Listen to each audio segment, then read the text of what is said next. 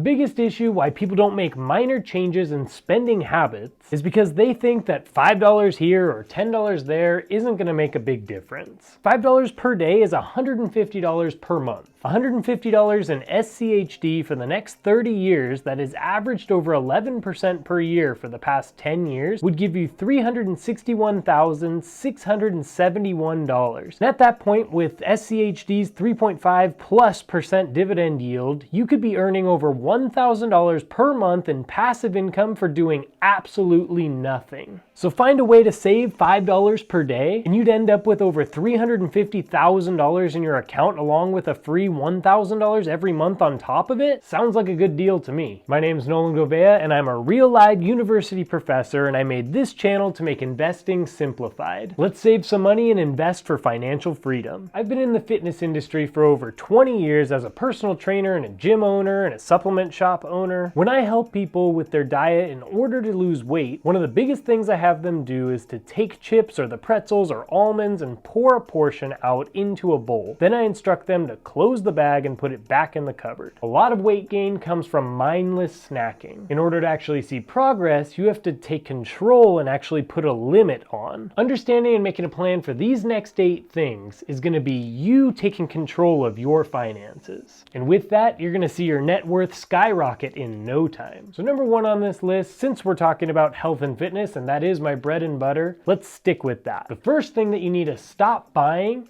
is lunch out. Really any meal out, but traditionally it's lunch. Usually people will have their first meal at home before going out to work, and then they'll usually have their last meal at home with their family or just after a long day at work. But that middle time of the day is the problem area. It doesn't seem like much if you're spending $15 or $20 on a meal at lunchtime, but if you do that 5 days a week, that's $100. Remember, if we can just save $5 per day, that's really gonna add up. And if you can make your lunch, you could save something more like $10 to $15 per day. Not to mention that lunch is probably gonna be a little bit more healthy than what it is that you're buying at lunchtime. All right, jumping on to number 2. Now, there's nothing wrong with buying designer or name brand clothing, but you don't need to be buying it at full price. Like for me, for workout clothing, I really like Lululemon shorts because they last a lot longer than those cheap shorts. But I hate paying $70 or $80 for a pair of workout shorts. When you go into these stores, they usually have this rack that's like inconveniently pushed to the back of the store, and that's for their sale or off-season items. Take a look at that rack because there's nothing wrong with those clothes and you might just find a nice solid gem. Number 3 is a big one, and I talk about this all the time, especially in person with my students, and this one is a bit controversial, but hear me out altogether. If you want to learn how to do drop shipping, there's going to be a course for that. If you want to learn how to be a better salesperson, there's going to be a course for that. If you want to learn how to do this on YouTube, there's going to be a course for that. And it's going to cost a lot of money, and the people that benefit the most from this are the people making those courses for you. And now I'm not saying that all courses are worthless, but what I am saying is stop buying every single course and actually just get out there and start doing. I've bought multiple courses, but I won't buy 3 or 4 courses without actually trying what I learned in one of them first. There's a whole industry that kind of just preys on you sitting there and hoping that you're going to get rich with this next new thing if you just watch this course for $999. If you find somebody that's reputable, or you find a team of people that have consistently been able to build out whatever it is that you're looking to do, I definitely say that you should pay for some education, and you're probably going to get much better education than what's just freely on the web. But what I'm trying to say here is just don't overdo it, and don't just be buying courses and courses and courses without actually having a plan on what you're going to do with that information. Now, I know I'm not the only YouTuber to ever come up with an idea of what not to buy, and I'm sure that on most of these lists is something that has to do with a car. But I'm not going to sit here and say a new car is worse than an old car or whatever. What I am going to say in number 4 is to make sure that you can afford whatever car it is that you're going to be buying. And this is the 20-4-10 rule. The rule is to make a 20% down payment on a 4-year car loan and spend no more than 10% of your monthly income on transportation expenses. That 10% spent on monthly transportation includes your auto loan payment, maintenance, gas, and car insurance. months. Transportation expenses is likely to be one of your biggest expenses out of everything for your monthly bill, and it's one of the only ones that you can actually control. Whereas your mortgage or rent or your utilities or even insurance, those are all fixed and those you can't really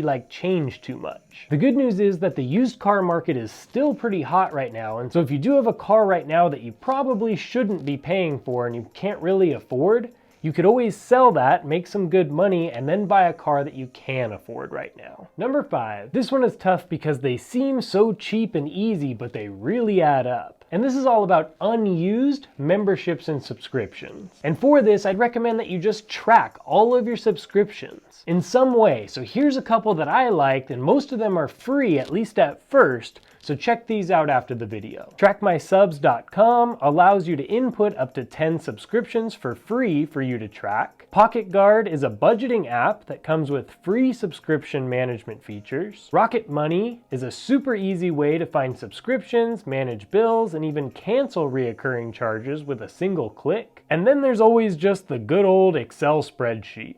This could also be things like gym memberships and magazine subscriptions, so it's not just digital subscriptions. The hardest one these days is streaming services because there are so many and each one has its own little thing, and most people watch one of them for one specific show. Look at your budget and figure out how much do you feel comfortable spending on just TV every single month. What's the total amount there? Is it $50? Is it $30? Is it $100? Figure that out and then make the cuts necessary to make sure that you stay under budget. With my private clients that I coach, this next one tends to be both the largest single amount of money that they're able to find each month to be able to invest more with, but also tends to be the one that they are not very excited to actually do. Going out and socializing is so important for so many things, especially mental health. So I'm not saying to forego all social life in this next one, but specifically as it pertains to alcohol. Alcoholic drinks are priced at an absolute premium everywhere. They understand how bad you want one and that you'll pay 5 times what you'd pay at the store. Now, having one drink out isn't going to be the thing that breaks the bank, but I'm talking to those of you that maybe have a couple of drinks a couple of nights a week.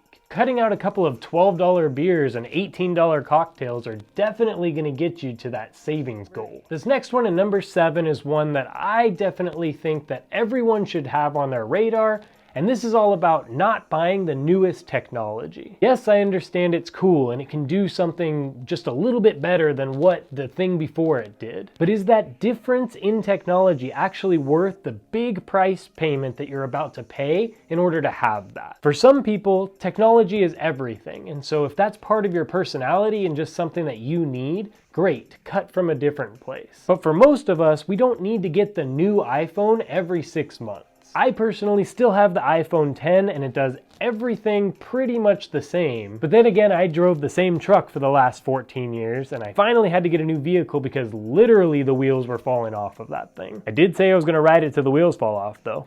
Unless it's absolutely essential for something like your work or it's going to increase something at your business, stick with the technology that you have and maybe upgrade every 2 or 3 years rather than every couple months.